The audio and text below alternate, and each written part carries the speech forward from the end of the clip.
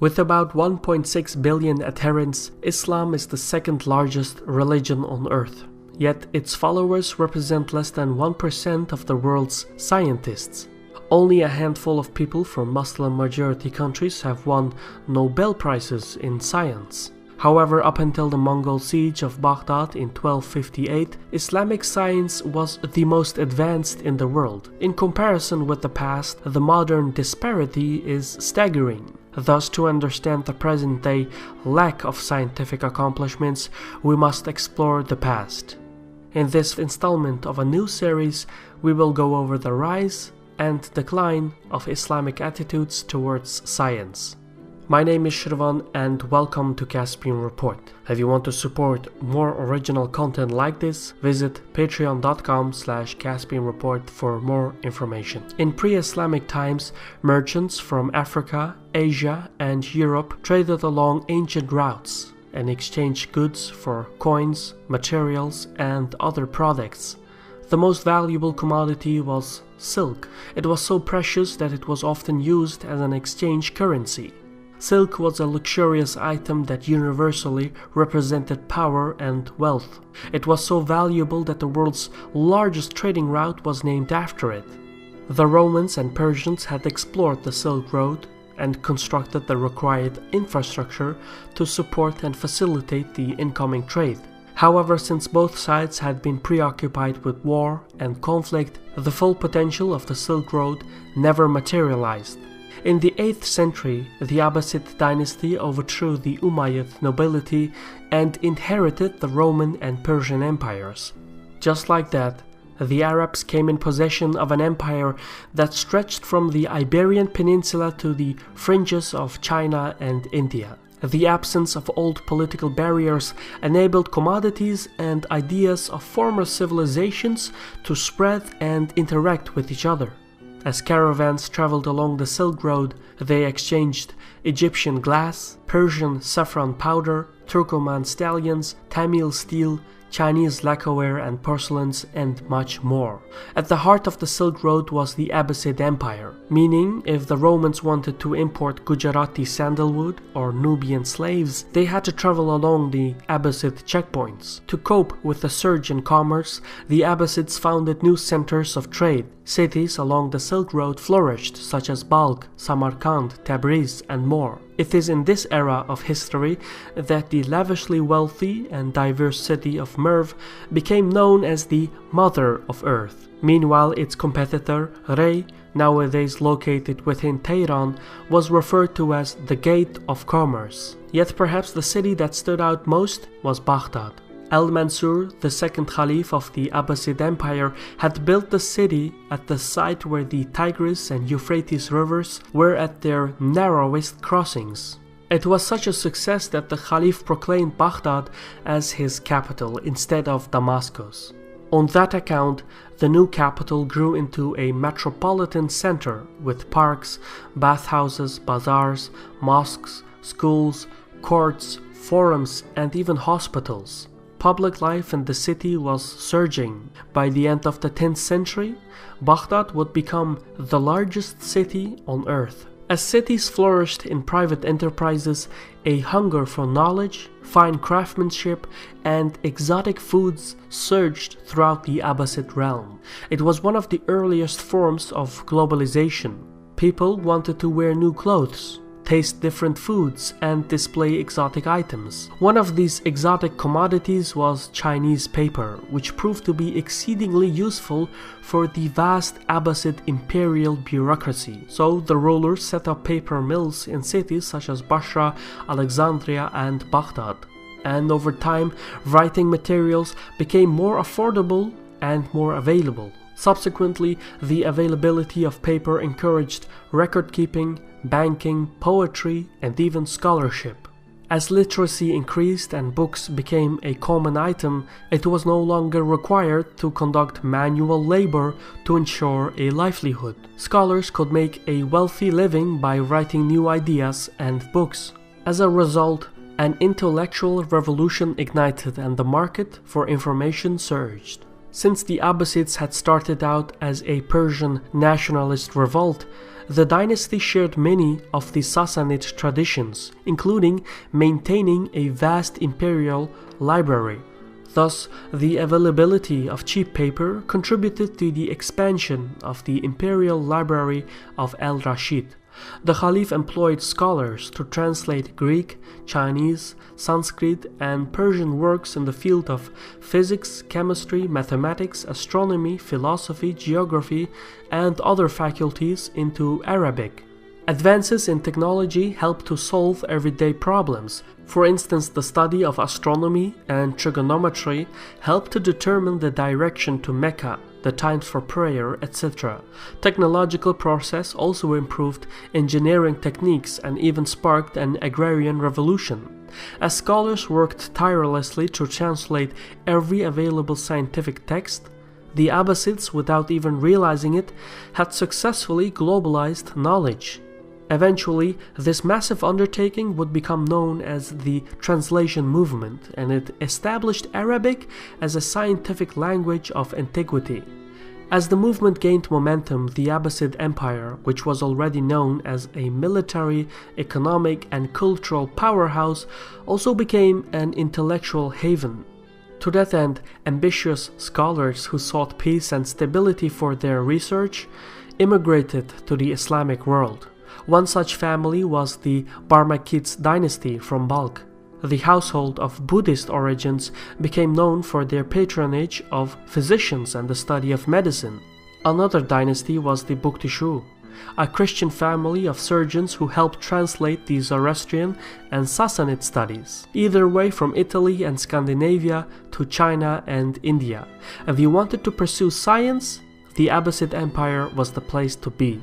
The quest for scientific achievements accelerated during the reign of Al-Mamnun, the seventh Abbasid ruler.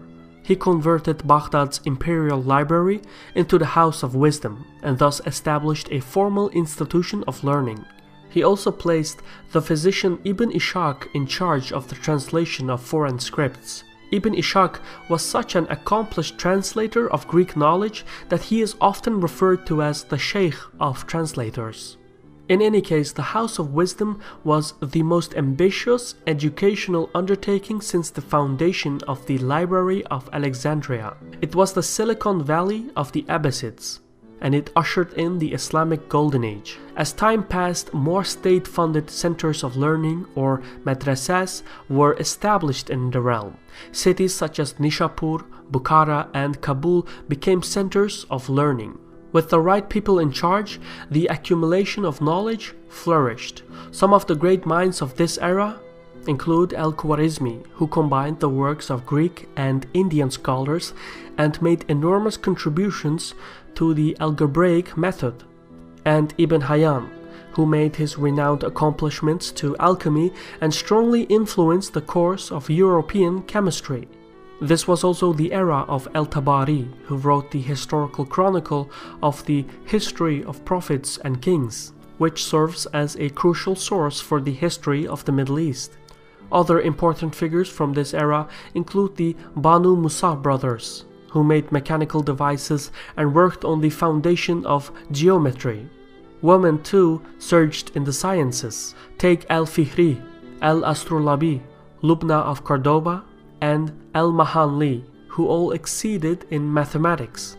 In any case, as the Abbasids came in contact with Greek philosophy, Indian numeral system, Persian rule of law, and other Chinese and Roman studies, the scholars became genuine students of Socrates, Aristotle, Plato, Ptolemy, Brahmagupta, Sushruta, and others. It wasn't long before Persian and Arab scholars adapted foreign ideas and improved on those concepts. One example was the assimilation of Neoplatonic philosophy and Aristotelian metaphysics in the Islamic context by Al-Kinda, who is unanimously hailed as the father of Arabic philosophy.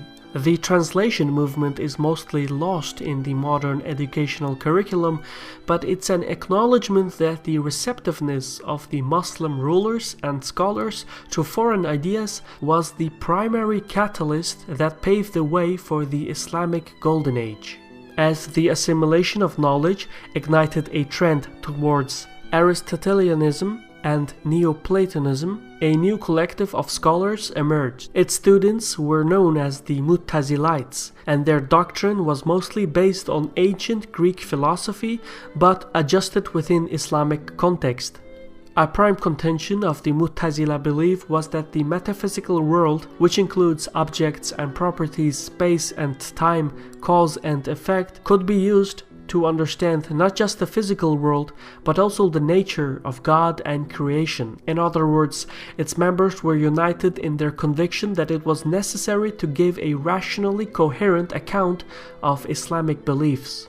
What's more is that the group did not necessarily use the Quran and the Sunnah as the only sources of understanding. They believed that human existence was not predetermined and that humankind made decisions independently of God's will. As such, the Mu'tazilites believed in absolute free will. Nowadays, it is difficult to imagine this because the modern situation differs so greatly from the past. However, at the time, rational Mu'tazilism was the universal doctrine of the Muslim communities.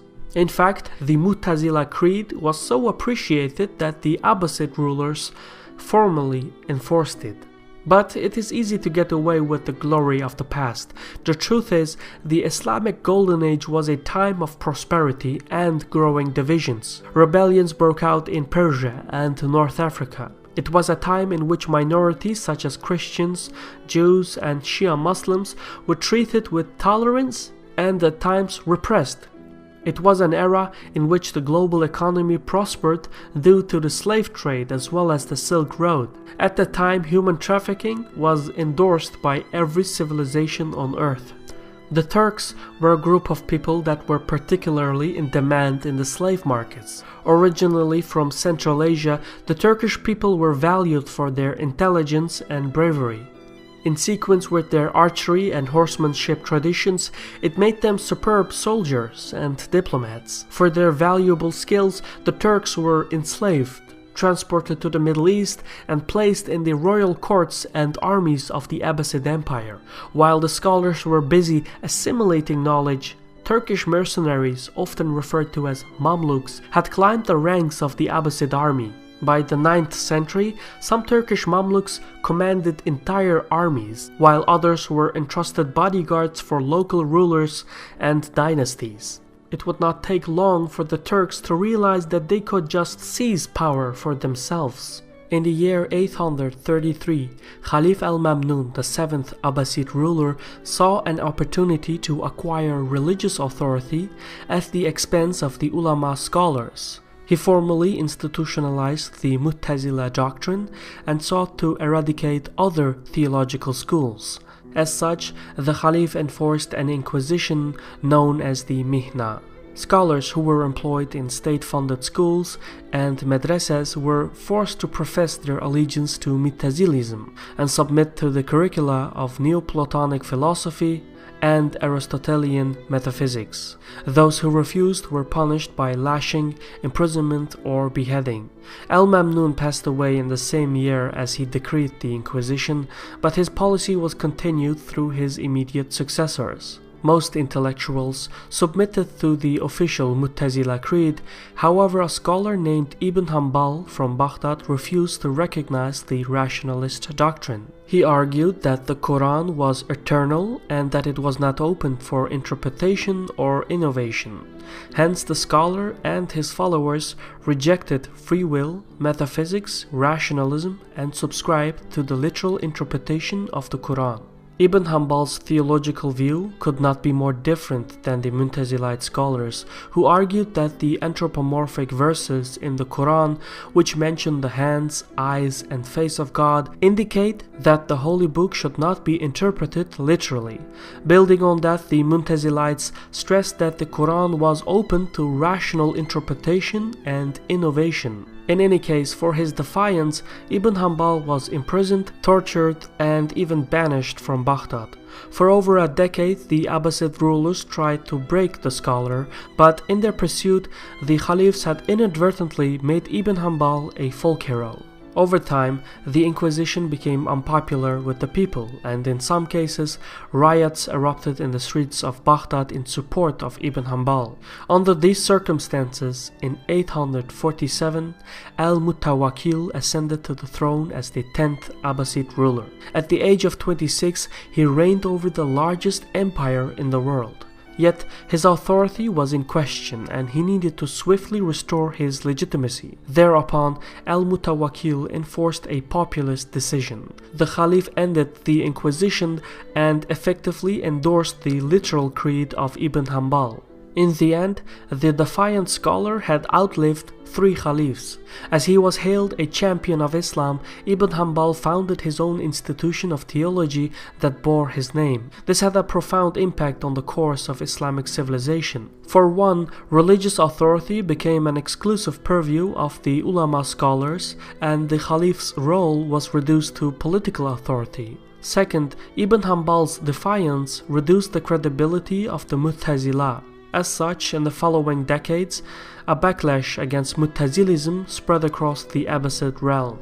And third, the end of the Inquisition facilitated the formation of more orthodox theological movements, many of which are still active. For instance, at the present, the Safa'i school is predominant in East Africa and Southeast Asia, while the Maliki school holds an influence in Africa's Maghreb and Sahel region. Meanwhile, the Hanafi curricula prevails in the former Ottoman territories and Central Asia. As for the school of Ibn Hanbal, in the 18th century it experienced a reformation in the Wahhabi Salafi movement, and therefore its influence is limited but predominant in Saudi Arabia. Anyway, al-Mutawakkil, who ended the Inquisition, appointed his oldest son as his heir. However, over the years the Caliph shifted his favor to his second son. This rivalry extended into the political sphere as well. The eldest son, al-Mutasir, was favored by Turkish slave soldiers, who at the backdrop of the scientific progress had turned from slaves to warriors to entrusted advisors and military commanders. Meanwhile, the youngest son, al-Mu'taz, was backed by the traditional Abbasid elites. Al-Mutasir feared that his father was going to move against him, so he decided to strike first. The eldest son had his father killed by a Turkish bodyguard and became the 11th Caliph. But within half a year, the new ruler was poisoned and passed away. So the Turkish military leaders held a council and selected another Abbasid relative as the 12th Caliph. However, plots and treachery were all around, and within a few years the new Caliph abdicated power to al-Mu'taz. The youngest son, who assumed power at the age of 19, lasted for nearly 3 years until he was betrayed, beaten, and left in the scorching heat without food or water, where he died 3 days later. This era in history is known as the Anarchy at Samarra, and what followed was a period of intense instability and violent successions of caliphs. As the Abbasid realm disintegrated from within, Turkish Mamluk slaves effectively seized power and reduced the authority of the Caliph to a ceremonial role. As such, in mid-9th century, rebellions popped up in every corner of the realm. In North Africa, a severe drought had resulted in food shortages. As a result, riots erupted in major cities in Tunisia and Egypt. The central government in Baghdad was incapable to provide for the basic needs of the remote settlements, and so local rulers substituted the central authority. In Egypt, Ibn Tulun, a Turkish Mamluk, took over the region's finances and established a military force that was loyal to himself. He became virtually independent and founded the Tulunids dynasty that extended from Egypt to Syria. Elsewhere in North Africa, the Aghlabid dynasty had effectively proclaimed independence and ruled over Tunisia, Libya, and Sicily. At the same time, in the Caucasus, the Sajids and the Shirvanshahs took over power, while the Anatolian lands were controlled by the Hamdanids. Further east in modern-day Central and South Asia, the Turco-Persian dynasties of Samanids and Safarids reigned over the land. But it wasn't just the remote frontiers of the empire that detached. Rebellions even erupted in the proximity of the capital. For instance, in Bashra, the Zanji people, who were East African slaves transported to the Middle East, revolted against their Arab overlords. At least 500,000 people lost their lives, and it was one of the bloodiest rebellions in history. In the same era, a small group of radical Shiites, known as the Karmatians and sometimes called the Bolsheviks of Islam, sacked the holy city of Mecca and looted the sacred black stone from the Kaaba. Elsewhere in the realm, the radical anarchist Khawarji movement, which had been responsible for the Islamic civil war 2 centuries earlier, rejuvenated their campaign to overthrow the caliphs. Unrest, rebellions, and revolutions were everywhere. Within a short span of time, the effective control of the caliph was reduced to the proximity of Baghdad. However, the decay of the Abbasids did not hinder the intellectual process. Since education and art had become a fabric of Islam, many of the powerful regional dynasties continued their patronage for scholars. As a result, brilliant intellectuals emerged all over the Islamic world. One of the most comprehensive thinkers was Al-Farabi, who made enormous contributions to physics, chemistry, mathematics, and psychology. He also excelled in philosophy, ethics, and music. For his wide range of accomplishments, Al-Farabi is known as the second master after Aristotle. Another brilliant mind was Al-Haytham, who wrote extensively about astronomy, mathematics, optics, and visual perception. He established the modern scientific method and thereby became the first legitimate scientist in history. The Golden Age also saw advances in medicine thanks to Ibn Sina, whose work remained in use for the following 6 centuries. Yet many of the great minds of the Islamic Golden Age were also fierce critics of the literal interpretation of the Quran. For instance, Al-Biruni, who calculated that the earth revolved around the sun and rotated on its axis, challenged the literal creed of Ibn Hanbal by insisting that it was essential to question everything from religion to philosophy. The irrational position was shared by Al-Razi, who was a scholar of Da Vinci's magnitude and once argued that Islam without reason had no value. Then there was Khayyam, one of the most influential thinkers of the Middle Ages. He was a fierce patron of humanism and expressed secular ideas in opposition to the design of Sharia law. Another leading scholar was Ibn Rushd, who advocated for the emancipation of women and stressed that matters of belief should be decided only on the basis of reason and evidence.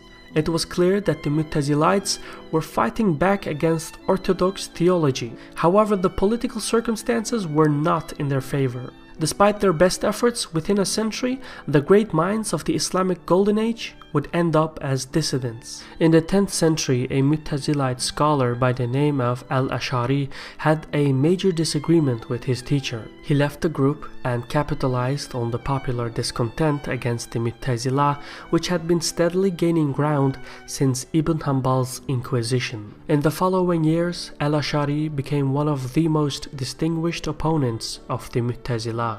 He used the philosophical methods he had learned and gathered a following of distinguished former Mu'tazilites.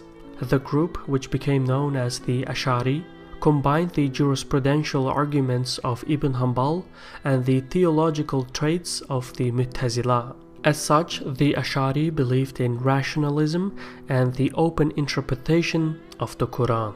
However, the group gave precedence to predestination and argued that reason was subservient to revelation, meaning rational thought and free will could be applied as long as it did not conflict with the sacred texts. This was at odds with the Mu'tazila, who believed in absolute rationalism and free will. Over the course of the 10th century, Mu'tazilites, Ash'arites, and other theological schools debated and explored the existence of the universe. Hundreds of scientific works were written, as there were many lingering questions on how to interpret new ethical inquiries such as the meaning of revelation and humankind's responsibility. As the rival schools of theology debated the sciences, they often found themselves on opposite ends and accused one another as irrational and un-Islamic. The attempts to grapple complex scientific questions is at the heart of the declining attitudes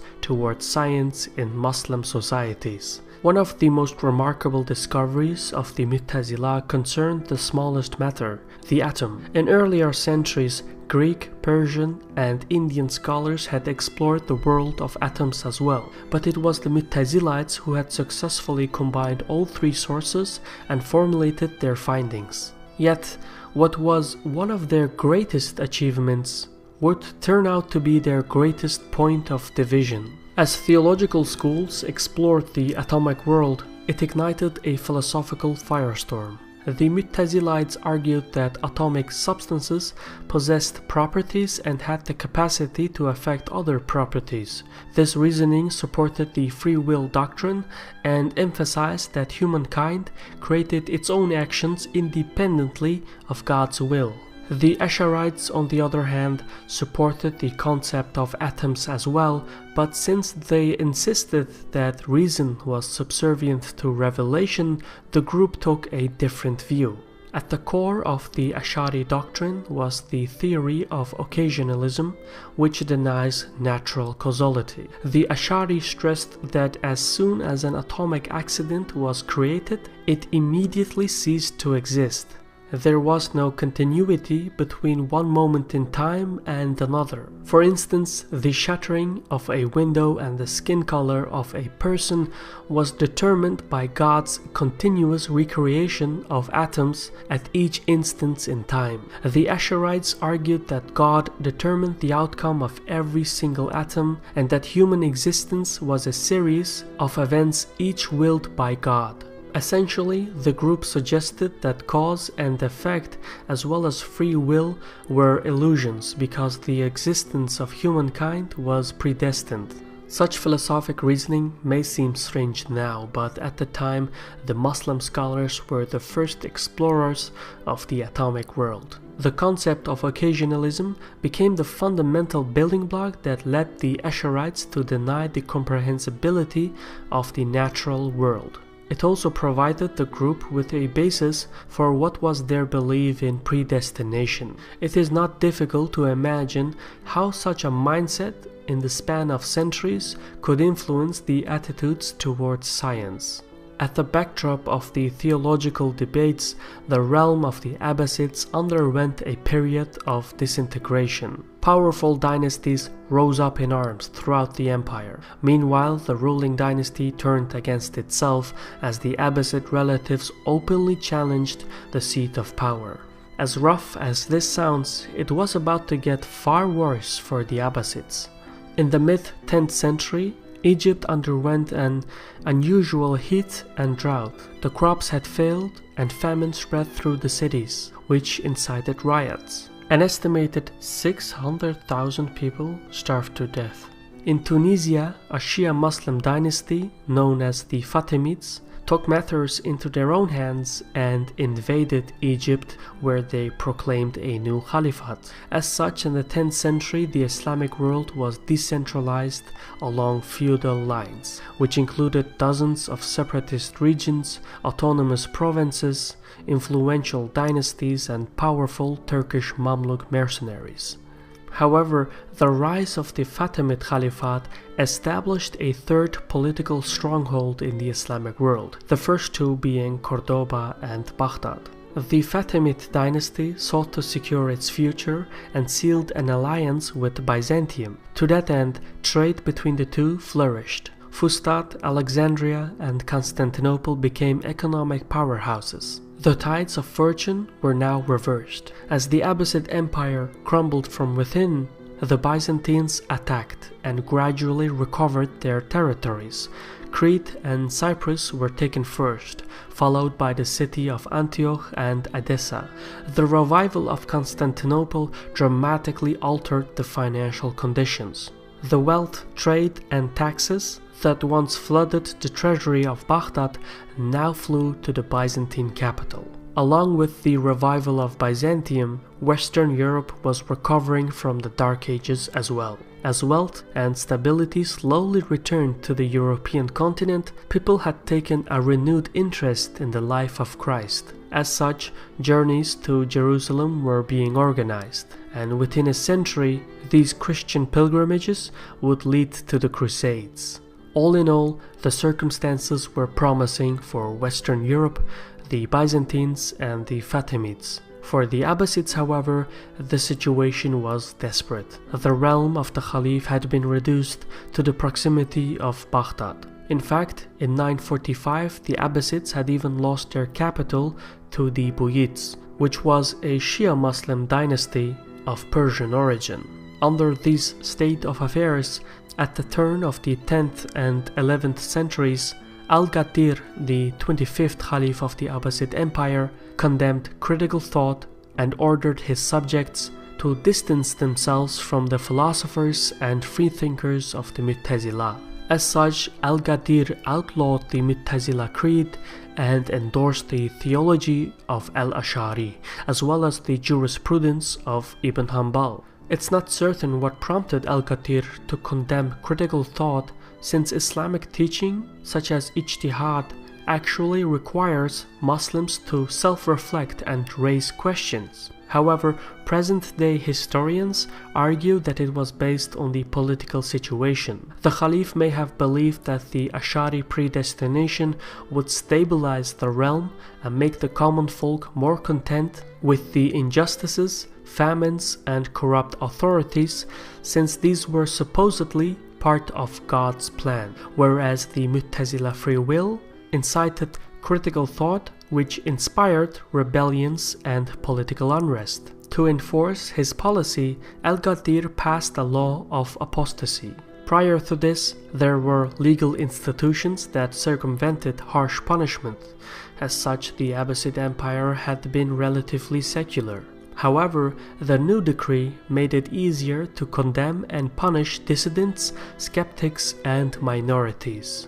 On account of the law of apostasy, Muslim rulers persecuted opposition forces by altering the curricula of the state-regulated madrasas. In this context, the Mu'tazila teachings gradually disappeared from the educational system, while the Ash'ari sources became the basis of mainstream Sunni Islam. Since the remnant Mu'tazila scholars could not formally disclose their beliefs, most of them sought refuge in opposition movements such as the Shiites in Persia.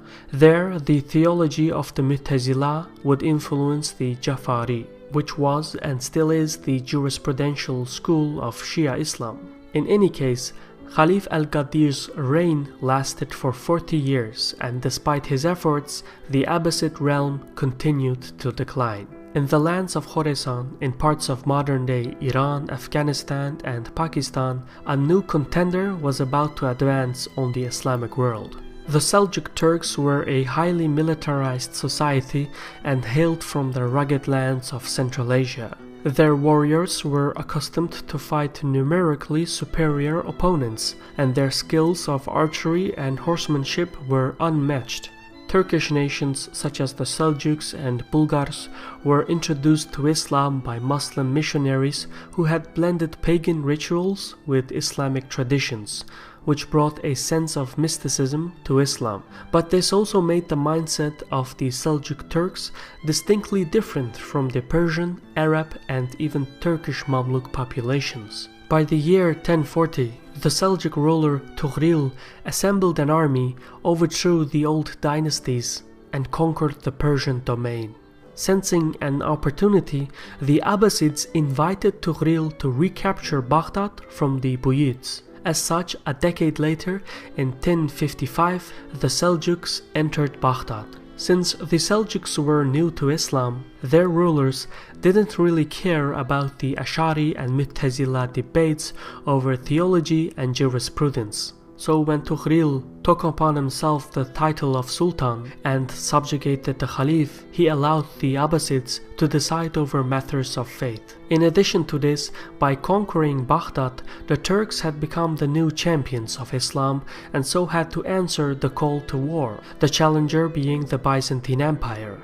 In just a few decades, the conflict between the Seljuk and Byzantine empires would lay the groundwork for the Crusades. And at the backdrop of these events, the scientific community of the Mu'tazila would be completely wiped out.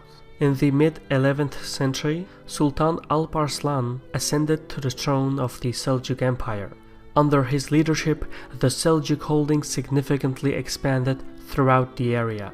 But inevitably, Arslan encountered Romanos, the emperor of the Byzantine Empire. In the year 1071, the two powers locked horns over the fate of the Middle East. Romanos assembled an army and marched to meet the Turks. But in an area called Manzikert, he was caught by surprise. Arslan's forces delivered the Byzantines an irreversible defeat. Not only had the Turks crushed an army that was at least twice their size, but the Byzantine ruler, the most powerful man in the Christian world, was captured alive. Arslan placed his foot on Romanos's neck and humiliated him. Then he raised Romanos from the ground and treated him like a guest. Eventually, after 8 days, the Seljuk ruler set his counterpart free. This point in history illustrates how well Arslan grasped the political dynamics. By releasing Romanos, the emperor was humiliated in Constantinople. His authority waned, and it triggered a series of civil wars within the Byzantine realm. As a result, most of Anatolia came under Turkish control, and in the course of centuries, the population assimilated into the Turkish identity. What's more is that Arslan authorized his generals, or atabeys, to carve their own principalities throughout the empire. Despite his military prowess, Arslan's reign came to an abrupt end when he was assassinated. His death triggered a succession crisis, and the Seljuk houses focused inwards. It is in this period that the Turkish atabey principalities became virtually independent. Many of these principalities started exercising their sovereignties by attacking one another as well as by harassing Christian pilgrims. At the backdrop of the Seljuk crisis, most of the domestic affairs were left to the local political advisors. In the case of the deceased Arslan, the closest advisor was Nizam al-Muluk, a brilliant figure who wrote the Siyasatnama, or the Book of the Government, which is comparable to The Prince by Machiavelli. The Seljuk advisor, backed by regional dynasties, nobilities, and houses, established the Nizamiya Guild, which were educational institutions that were comparable with European universities. The Nizamiya represented the finest quality of education in the Islamic world, and the most splendid academy was the Al-Nizamiya of Baghdad. Al-Muluk was later assassinated by a member of the Assassins, which was a secretive group that adhered to the Ismaili branch of Shia Islam and used stealth, infiltration, and political assassinations to wage an asymmetric war against the Sunni Muslim rulers. For the Assassins, the death of Al-Muluk marked the first of many political assassinations. However, before the advisor perished, he appointed the distinguished Ash'ari scholar Al-Ghazali to supervise the academy in Baghdad. Few could imagine that in time this scholar would change the fundamental beliefs of Islamic civilization. Yet, while Al-Ghazali was preoccupied with giving lectures, another major event was about to disrupt the Middle Eastern affairs. By the year 1095, the Byzantines saw an opportunity in the Seljuk succession crisis. The new emperor Alexius wanted to strike at the Turks, but his realm was still in recovery, so instead he appealed to the West European kingdoms for aid. At the time, feudalism in West Europe had created a disproportionate distribution of wealth, power, and knights. For Pope Urban II, a military expedition to the Holy Lands presented an opportunity to strengthen his authority over the feudal kings, lords, and barons of Western Europe.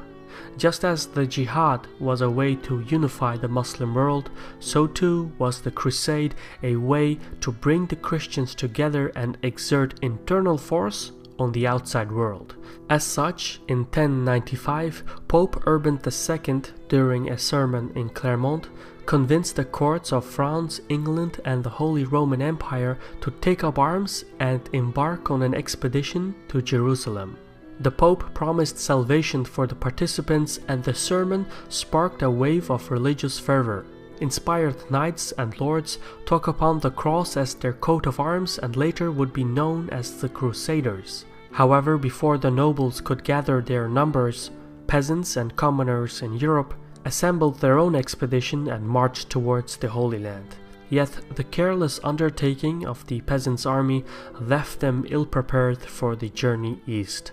During their expedition in what became known as the People's Crusade, the peasants' army looted and pillaged Jewish, Christian, and even Byzantine settlements who were supposedly allies. By the time the 20,000-strong People's Crusade reached Anatolia, they were swiftly crushed by the local Turkish nobles. The speed at which the peasants' army was defeated surprised even the local Seljuk rulers, who mistakenly believed that the People's Crusade was the primary fighting force of Europe. The next year, news spread that more Christian armies were coming, but the Seljuk principalities were not impressed. They expected another army of peasants and, in their complacency, made no preparations. At the day of the battle, the Turkish nobles were stunned to see a 60,000-strong, well-trained and well-equipped army. The result was the defeat of the local Seljuks at the Battle of Dorylaeum, which allowed the Crusaders to march unopposed from Anatolia to the Levant. The Muslim rulers in Damascus, Antioch, Aleppo and Mosul prepared to meet the Crusaders ahead, but ended up fighting one another. Meanwhile, Christian forces conquered city after city, but fighting in a strange land did not always go as planned. In Ma'ara, a city in Syria, a lengthy fight came to an end when the French contingent broke the siege. As the starving French crusaders entered the food-stricken city, they resorted to cannibalism and fed on the dead bodies of people and animals alike. Soon, rumors of invading cannibalistic barbarian armies spread across the region. At one point, the word French literally meant cannibal in Arabic, which illustrates how the locals perceived the Crusaders. Further south in Egypt, Fatimid officials who rivaled the Seljuks and were allied with the Byzantines believed that the Crusaders represented Byzantine reinforcements. As such, while the Crusaders conquered Antioch, Fatimid rulers moved against Jerusalem and asserted their control over the city. It didn't dawn on the Fatimids until it was too late that the Christian forces were not allies and were not interested in an alliance. At the turn of the century, in the year 1099, the Crusaders arrived at the gates of Jerusalem and began their assault. Eventually, roughly a month later, the city walls caved and the Crusaders burst into Jerusalem. Fueled by religious frenzy, they went on a rampage and massacred soldiers and civilians alike. None of the city's religious communities fared well. Most of the Muslims were killed straight away, while the Jewish population had taken refuge in a large synagogue that was set ablaze. Even much of the Christian segment of Jerusalem was punished and sent into exile because the Catholic Crusaders saw the Orthodox population as heretics. The shock and horror of the First Crusade and the fragmented political landscape of the Islamic world deeply distressed Muslim communities across the area. People were in need of divine resolution, and to that end, Ash'ari scholar Al-Ghazali stepped up to the forefront of the debate. The Ash'ari school of theology believed that reason was subservient to revelation, while the latter Mu'tazila group adhered to absolute rationalism. Decades earlier, the latter had been banned for political reasons, but pockets of Mu'tazila sympathizers still existed all over the Muslim world.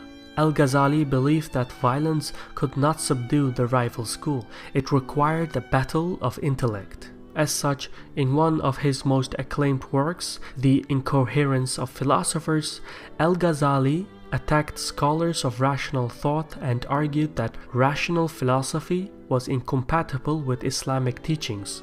More precisely, he classified science into three categories. The first, religious studies, included jurisprudence, theology, Arabic grammar, etc. The second category included traditional faculties of science such as astronomy, medicine, mathematics, chemistry, and others. The final category concerned spiritual and cultural studies such as astrology, esotericism, and palmistry. Al-Ghazali rejected the spiritual and cultural studies and deemed the study of traditional scientific faculties as useful as long as it was pursued for religious purposes. The first category, however, religious studies, was considered the finest because it brought people closer to God.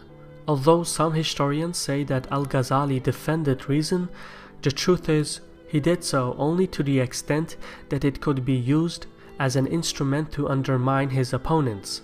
The weight of Al-Ghazali's contributions is emphasized by the fact that many academics consider him as the single most influential figure in Islam after the Prophet Muhammad. Needless to say, Al-Ghazali's work sealed the attitudes towards science in Islamic civilizations. The political elites and the common folk endorsed Al-Ghazali as the Mujaddid, which according to tradition is a person who appears at desperate times to rejuvenate Islam. To that end, the scholar fostered the Ash'ari beliefs into the mainstream culture. Although Al-Ghazali emphasized intellect and denounced violence, his supporters, however, singled out and condemned great thinkers such as Al-Farabi, Al-Biruni, Al-Rawandi, Ibn Sina, and Ibn Rushd. Their studies and properties were confiscated, their teachings were deemed heresy, their achievements were twisted, and their books were burnt. Anyone who expressed sympathy with the Mu'tazila was either imprisoned, tortured, or banished. Centuries earlier, the Mu'tazila had lit the flame of enlightenment and paved the way for a vibrant and innovative community of scholars. Some of the greatest minds in the world came from this movement, but in the 11th century, the Mu'tazila faded away in the obscure pages of history. That said, as the books of Ibn Rushd were destroyed, he famously stated that ideas have wings, no one can stop their flight. And so while the flame of enlightenment had been extinguished in the Islamic world, European universities established faculties that focused on the translation of Arabic texts, which would help to expedite the scientific findings during the Renaissance. Meanwhile, as the Ash'ari dogma shifted the mindset of Sunni Muslims, knowledge was seen through the prism of revelation, and many turned away from philosophy and the natural sciences. This change, however, was not abrupt. It would take centuries for the doctrines to sink in, but its process was accelerated by the collapse of the Silk Road and a new threat that emerged from the Far East. By the end of the 13th century, the world had changed. The rationalist Mu'tazila had faded away, and remnants of their school had assimilated into the Shia Muslim creed. Meanwhile, the Ash'ari establishment came to dominate the Sunni Muslim theology. In Iberia, the Muslim domains had been retaken by the Christian forces, who subsequently absorbed the classical and scientific studies of Plato, Aristotle, Euclid, as well as the commentaries of Ibn Sina, Al-Farabi, Ibn Rushd, etc. From the former territories of the Cordoba Caliphate, scientific works filtered into Western Europe, finding their way into libraries and monasteries across European cities. In fact, European translations of Arabic texts was so proficient that in the 13th century, the curricula of the universities of Oxford, Paris, and Naples included Islamic sciences. From this practice came revolutionary thinkers such as Thomas Aquinas, Duns Scotus, and others.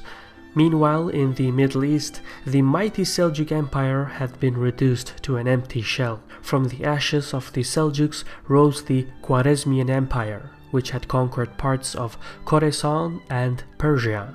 The Khwarezm dynasty of Turkish-Persian tradition skillfully overthrew regional houses and consolidated their power throughout the area. At the start of the 13th century, Shah Muhammad II ascended to the throne of the Khwarezmian Empire. The Shah considered himself a military mastermind and sought to expand eastwards. He conquered the grand cities of Samarkand and Tashkent in modern-day Uzbekistan, and subjugated the kingdoms in Fargana Valley. By 1217, Shah Muhammad II had conquered all the lands between the Persian Gulf and the Sirdarya River in modern-day Kazakhstan. The Khwarezm Shah had heard rumors that further east in the corner of Central Asia, a new mysterious ruler had unified the Mongol tribes. His peers referred to him as the universal ruler, but for the outside world, he was better known as Chinggis Khan. Shah Muhammad II, however, perceived this as an opportunity to expand further east. Rumors had it that Chinggis Khan commanded vast legions of disciplined horsemen, archers, and soldiers, but the rumors also stated that the Mongols lacked siege equipment, which meant that they could not properly besiege fortified settlements. Muhammad II designed his plans along these parameters. He would provoke Chinggis Khan to invade, and once attrition started to take a toll on the Mongol armies, the Khwarezmians would counterattack and conquer the Mongol homelands. Muhammad II believed that he had set a brilliant trap. As such, he deliberately provoked a war and waited for the Mongol Khan to strike first. What Muhammad II didn't know was that Chinggis Khan had just completed a devastating military incursion in China and had acquired the latest technologies in siege equipment. In fact, when the Great Khan crossed the Sirdarya River, about 1,000 Chinese engineers accompanied the Mongol armies. At a force of roughly 150,000, the Mongol armies were not particularly large. However, their tactics, strategies, and the ferocity of their warriors was unlike anything the world had ever seen. For one, they used unique composite bows that could shoot further and harder than the bows used by the regional powers. What's more is that the Mongol horses were smaller, faster, and sturdier, and they were mounted by a people whose entire culture centered around horsemanship. For instance, in times of war, Mongol warriors would slit a minor vein in the horse's neck and drain some blood in a cup which they would drink for nourishment. So the Mongols could eat and sleep in the saddle and travel great distances in remarkably short time, often surprising their enemies. Also, since the Mongols had more horses than manpower, they would often confuse their opponents by mounting dummies on their horses to give the impression of an overwhelming horde. The level of ferocity and unique tactics, in combination with superb horsemen and bowman skills and advanced Chinese siege equipment, made the Mongol armies the most devastating force in the world. The Khwarezmian Empire didn't stand a chance. Once Chinggis Khan destroyed the Khwarezmian armies and fortifications, he razed the occupied territories to the ground. The Great Khan lived up to his reputation as his armies pillaged towns and villages and committed acts of mass murder and atrocities across the Middle East and Central Asia. Great cities such as Bukhara and Balkh and their treasures of Persian literature and scientific volumes were destroyed beyond recovery. In Nishapur and Herat, entire cultures perished as mass murder rose in the hundreds of thousands. In Transoxiana, the underground canal works, which was the agricultural lifeline of southern Central Asia, collapsed.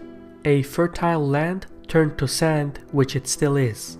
Within a few years, at least a quarter of the population of Persia and Khorasan had perished. The armies of Chinggis Khan burnt the fields and crops and stripped the common folk of their livelihoods. As famine set in, millions of refugees migrated west. They brought with them apocalyptic stories of a carnivorous species of half-human, half-horse creatures that spread like a plague across the civilized world. None wanted to confront and test the wrath of the Mongols. When Chinggis Khan passed away in the following decades, his successors continued the campaign of extermination. It was a period filled with fear and terror, but at the backdrop of the destruction, Khalif al-Mustasim of the Abbasid Empire held up remarkably well. The Abbasids had regained control over Baghdad, and the Khalif had assembled a significant standing army. In his misplaced confidence, al-Mustasim believed that he could manipulate the new Mongol ruler, Hulagu Khan, to reassert Abbasid authority. So the Khalif sent word to the Khan and invited him to attack his foes. However, the exact opposite happened. Hulagu Khan marched to Baghdad and demanded the Khalif's complete surrender. In his ultimatum, Hulagu Khan wrote the following: "The past is over. Destroy your ramparts, fill in your moats, turn your kingdom over to your son, and come to us. If you do not heed our advice, get ready. When I lead my troops in wrath against Baghdad, even if you hide in the sky or in the earth, I shall bring you down. I shall not leave one person alive in your realm, and I shall put your city and country to the torch." Despite the warning, Khalif al-Mustasim defied Hulagu Khan. As such, in early February 1258, the siege of Baghdad commenced. By the end of the month, the great city had practically ceased to exist. Khalif al-Mustasim had been captured alive and was imprisoned. After a few days of starvation, the Khalif asked the Khan for some food, so Hulagu Khan sent him a platter with gold. When al-Mustasim refused to eat gold, Hulagu said, "If you can't eat it, why did you hoard it? Why didn't you give it to your men who were ready to die for you?" Hulagu then took al-Mustasim to the broken gates of Baghdad and said, "What good are these walls if there are no men to defend them?" Following this interaction, the Mongols rolled up the Khalif in a carpet and trampled him to death by horses. As for the citizens of Baghdad, nobles and common folk alike were decimated, and, true to his word, Hulagu Khan burnt the city to the ground. Mosques, palaces, and hospitals were ransacked. Magnificent libraries, schools, and institutions were destroyed. Millions of documents, parchments, books, and testimonials were burnt and thrown in the river. By some accounts, the river turned black with ink for days. Centuries of accumulated knowledge and records perished in oblivion. The fall of Baghdad marked a turning point in history, but not because of the sheer destruction. The Mongols would eventually be defeated by the Turkish Mamluks in Egypt, and the remnant Mongol houses ended up converting to Islam. But in the same era, another major change had transpired in Europe. The Iberian kingdoms developed advanced carracks with deep-sea navigable capabilities, which allowed them to sail around the southern tip of Africa to reach Asia. As European merchants established new maritime trading routes that bypassed the land passages of the Middle East, it set in motion geo-economic transitions that led to the collapse of the Silk Road. But the decline of the intercontinental Silk Road was not just an economic shift. Trade brought in new information as well as goods and commodities. International commerce kept the Middle East integrated and aware of the outside world, so the Silk Road's exchange of communication was as important as its commercial component. In earlier centuries, a thriving global trade network allowed for the Muslim societies to adapt and utilize new and foreign ideas, which triggered the Islamic Golden Age. Thus, as the Silk Road declined, it also removed the conditions that made the Islamic world a metropolitan civilization. In the post-Mongol Reconstruction era, the decline of the Silk Road dramatically reshaped the attitudes of Islamic cultures. Open-mindedness towards the outside world shifted to rejection, and Muslim communities focused extensively inwards.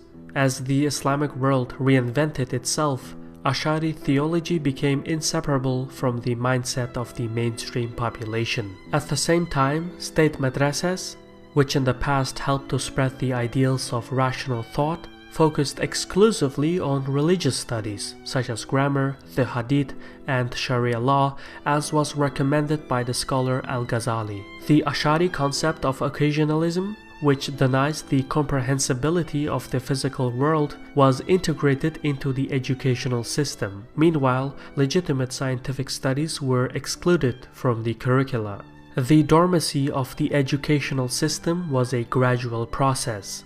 By the 14th century, Muslim scholars shifted their focus from innovations to practical inventions. A century later, Europe had replaced the Muslim world as the center for learning and innovation. The performances of Christianity and Islam in the scientific fields were now reversed. Major European events such as the Renaissance, the Age of Discovery, the Reformation, and even the Age of Enlightenment passed unnoticed in the Muslim world. The open-minded Islamic culture that had once produced libraries, observatories, and cities had now regressed into a closed world that was resentful and hostile to innovation. It wasn't until Napoleon's invasion of Egypt in 1798 that Muslim communities realized that they were no longer at the forefront of the world. Soon, questions were asked about where a wrong turn was made, and amidst the European colonization of the Middle East, the future looked uncertain, and people idolized the past. It is in this period that Muslim rulers tried to reverse the situation by borrowing Western technology and socio-political ideas such as secularism and nationalism. Others, meanwhile, believed that glory could be gained by returning to the pristine and pious past. The latter mentality proved unable to cope with modernity, and it is best explained by a deep sense of nostalgia for the classic Islamic era without properly understanding the historic developments that occurred at the time. The truth is that the reasons for the decline of science in Muslim communities are plenty, but in general, they can be attributed to political instability, economic decline, environmental change, mass migrations, and the lack of critical thinking due to the triumph of revelation over reason, as well as factors such as the Crusaders and the Mongols. The combination of these conditions set Islamic civilization on a trajectory of self-destruction. Just as we explore the past to search for answers, scholars of the Golden Age analyzed their world as well. Historian Al-Masudi in the 9th century was once asked why science had declined in the Roman Empire whilst the Islamic world had thrived. He answered, "Ancient Greeks and Romans had allowed the sciences to flourish. Then they adopted Christianity. When they did so, they effaced the science of learning, eliminated its traces, and destroyed its paths. Science was defeated by faith." Thank you for staying with us through these episodes. I truly hope that the moral of the story is not lost in animosity. Science, after all, is a continuous product of human civilizations, not by one or two, but nearly all civilizations. So this is truly something to be cherished. Also, I want to thank our contributors for giving us the means to produce original content like this. If you want to be part of our crowdfunding network, or if you're searching for additional perks, visit patreon.com/CaspianReport. In any case, thank you for your patience, and Sarol.